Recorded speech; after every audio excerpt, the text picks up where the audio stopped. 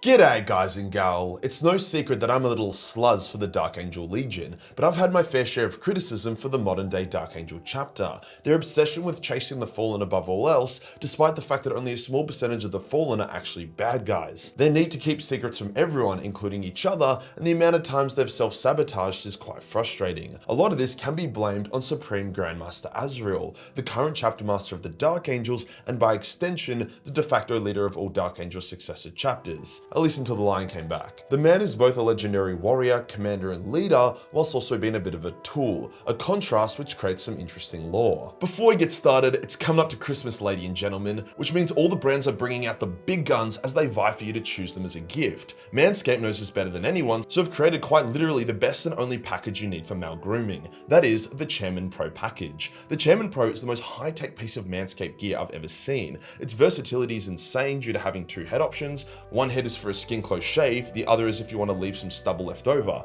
For me, I use the skin shave on my neck and I have the stubble shave for my face. Although the Chairman Pro already has skin safe technology, the package also includes the Power Shave Gel, designed to work with the Chairman Pro to lubricate the experience for extra safety. And then the final piece of the package, the Face Shave Soother, is a fantastic hydrating aftershave that can be used after the Chairman Pro or any shaving products to reduce any redness, ingrown hairs, or razor bumps. There's a lot more to Manscaped than just the Chairman Pro package though. The lawnmower to keep your family jewels fresh and groomed, various great smelling body washes, deodorants, and other innovative grooming products, all of which would make fantastic Christmas presents, especially since using my link and code Majorkill20, you get 20% off your order and free shipping worldwide. Cheers to Manscaped for sponsoring this video. Today we'll go over the lore of Azrael, detailing his rise to chapter master, his L's and dubs, and what has happened to him in his role since the return of the Lion. Let's get into it.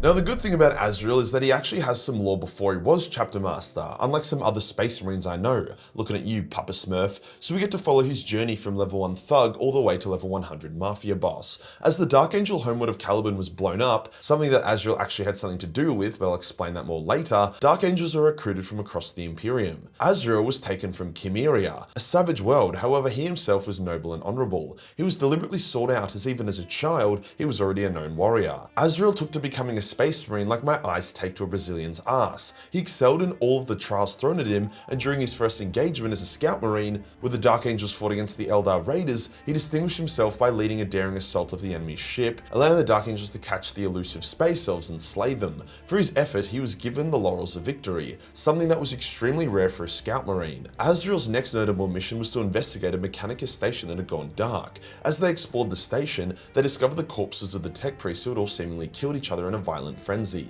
The Dark Angels were then assailed with a psychic attack that flared their temper, rage, and paranoia, making it clear that a dark force had manipulated the outpost into murdering itself. The Dark Angels tried to reach this dark siren, but found themselves overcome, with some battle brothers turning on each other. Only Azrael managed to push through. His will is unbreakable as his faith in the Lion and the Emperor. He reached the warp beast, but despite his best efforts, could not slay it. In return, it was spanking the shit out of him with psychic lashes, so Azrael's like, fuck this shit, and he used melter charges to collapse the temple, banishing the creature and burying himself under tons of rubble. He expected to die, and he did embrace death. However, he was to survive, being dug out of the rubble 3 days later. Now originally Azrael was going to become a chaplain, but with how insanely badass he was for solo pushing through a psychic barrage, and then willing to pop a sui to defeat this creature, he was instead inducted into the Deathwing Knights, an order of the most elite Dark Angels, known for their unbreakable will and insane battle prowess. The Deathwing Knights were also favored by the Watchers in the Dark for being so awesome. Basically, it's the highest honor a Dark Angel can receive without becoming one of the chapter's leaders. The Deathwing Knights are privy to most of the Dark Angel secrets as well, such as the Fallen and the fate of Caliban. Azrael continued to climb the ranks, getting promoted to the highest Deathwing Knight rank. He even returned to his old company for a time, however as their leader instead of battle brother. He eventually would make it all the way to becoming leader of the Deathwing, more or less the second in command in the Dark Angels. Now Space Marines don't step down or retire, so promotion requires the death of a predecessor, a bittersweet thing. So when Naberius, the current chapter master of the Dark Angels, was killed by traitor marines while on a hunt for Cypher, the greatest of the fallen angels still free, it left an opening. Azrael would have already been a natural choice, however all doubts were further crushed when Azrael led the Deathwing to find and return Naberius' corpse to the Dark Angels, cementing him as the only real choice to become the new Supreme Grandmaster.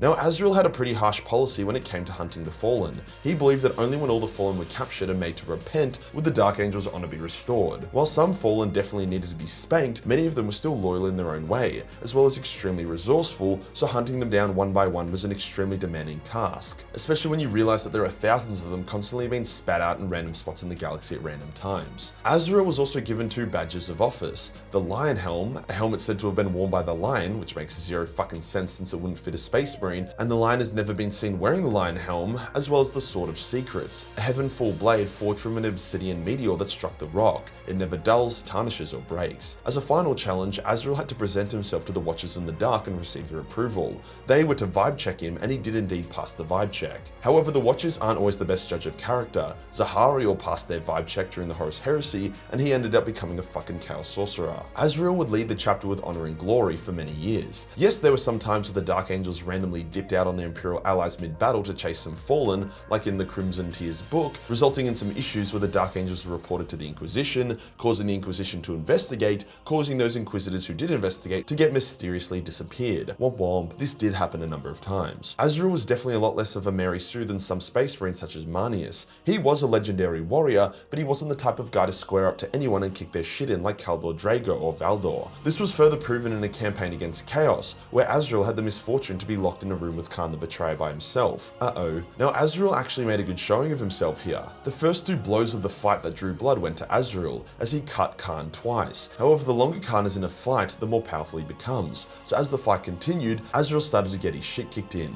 His shoulder was slashed, his helmet punched in, and the artery in his leg slashed. Now here's where something interesting happens. Azrael is fighting for his life, but he sees an opening. He knows that if he goes for the killing strike, it will land and it will likely kill Khan. However, not instantly, and as such Azrael would also be slain. Now this could be considered pretty glorious, but for Azrael the mission was more important than the glory of a kill, so instead he breaks the weakened floor and falls through, escaping. This helps establish Azrael as a duty above all else sort of guy, common sense over just being an obnoxious do-goody. This again would be solidified in one of Azrael's most pivotal moments. He discovered the T'Cholcha engine on the rock, a special warp Xeno device that was sentient and could alter time and space. He discovered it because Cypher surrendered himself to Azrael and told him. Now Cypher is like Fallen target number 1, however the Watchers in the Dark told Azrael to trust Cypher, and then this mission was important. So he did. The mission was to use the T'Cholcha engine to find 2 similar engines to create a warp rift that would go back in time to Caliban, in which they would then attempt to stop the destruction of their homeworld and even save the line in the process. However, as Cypher and the Fallen were going through the portal to change history, Ezekiel, the chief librarian of the Dark Angels, was like,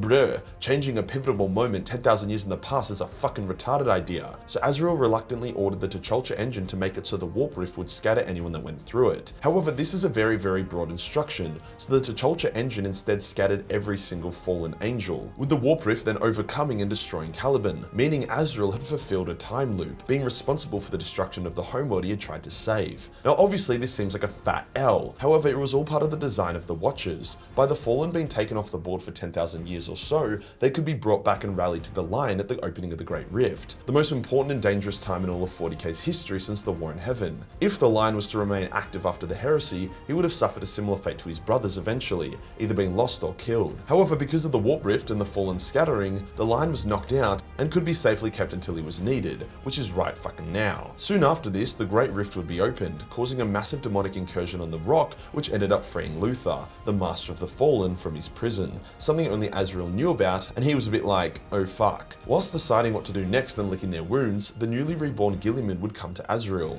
Now in his paranoia, Azrael would think that Guilliman may have found out about the Fallen and was coming to punish the Dark Angels. Thus Azrael almost ordered Guilliman's ship to be destroyed, easily one of the most cooked things in the lore. However, thankfully he didn't doom everyone and allow G-Man to dock. The thing is, Guilliman probably wouldn't even care about the Fallen. Every legion has skeletons in their closet. Instead, G-Man was there to give the Dark Angels Primaris reinforcements. At first, the Dark Angels wished to reject the Primaris. Who were these new Marines? They kept the chapter's secrets from them and treated them like outsiders. However, after proving themselves time and time again, the Dark Angels finally allowed them to join their inner circles, especially after a Primaris Deathwing Marine called Aparion passed the chapter's greatest trials. Azrael was like, fuck it, and also underwent the Primaris upgrade surgery, becoming even deadlier and getting a fancy new model to show for it. Not a moment too soon either, as the rock would be invaded by Vashtorr, who wished to steal the T'Cholcha engine for himself as it was a key element in he and Abaddon's schemes. Azrael himself fought Vashtorr, and amazingly landed some devastating blows on the demigod of chaos. This, combined with Be'lakor arriving to gank Vashtorr as a prank,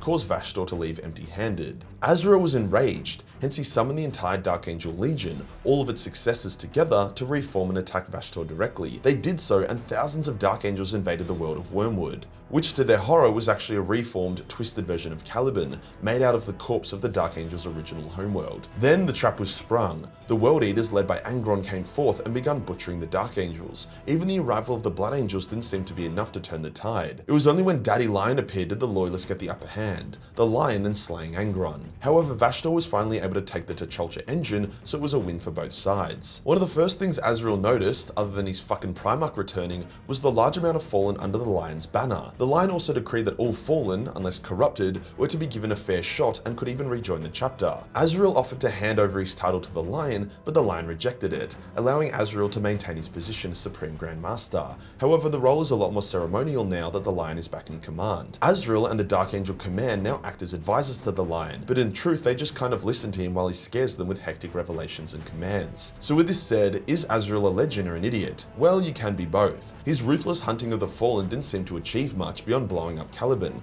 The fact that he also considered fighting Guilliman was also retarded. However, he has been instrumental in many Dark Angel victories. I'm just hoping that with the Lion back in charge, the Dark Angels can return to being the awesome legion they once were. And as a final note, Azrael was my favourite model I ever painted, one of the first where I was genuinely proud of myself. If you enjoyed the video and you want to support the channel, then pick up some major minis during our 30% off Black Friday sale, or grab some Majorkill Christmas merch, limited stock. Hit the subscribe button and hit the real subscribe button for more shit content. Join the Discord for more memes, and I'll see you on the next one. Peace.